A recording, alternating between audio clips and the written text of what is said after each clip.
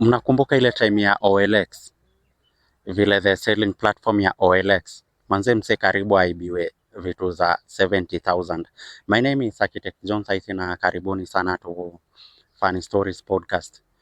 This particular story nilisomanga kwa Daily Nation some time back. Maconman ni watu wajanja sana.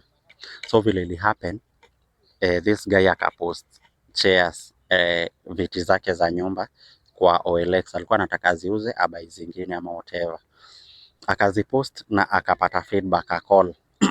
Ni aje, nimecheki hizi viti zako, naweza kama kuziuza, kuzicheki, kuziinspect, alafu ndo nijue ni aje. Huyo msee akamwambia ni sawa. Huyo prospective buyer akaenda kwa huyo msee mwenye anataka kuziuza. Akazicheki, akamwambia hizi vitu ziko fiti sana na simu yangu imezima. Wacha nijulishe mama my wife, nimwambie hizi viti we are good to go.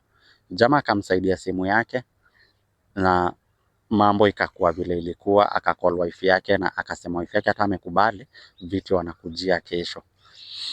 Jamaa karudi kesho, ndio amekuja na driver wake na pick up ready kuchukua hizi chairs na zilikuwa 70,000.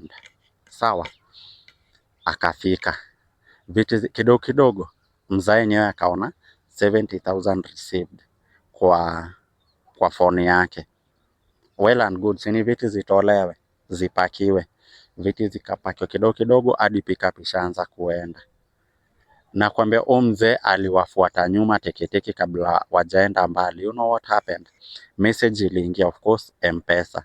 You have received 70,000 blah blah blah. Kumbe ujamaa vile alienda kwa M-Pesa balance, akapata hakuna do imeingia. Sini ile balance yenye alikuwa nayo. You know what happened? Ujamaa jana yake vile alimuomba simu, alisave jina yake kwa simu ya jamaa, alisave M-Pesa. So that vile message iliingia haikutoka like kama ina come from George, ilikam M-Pesa. Karada sana manze, tuonane kwa hiyo ingine.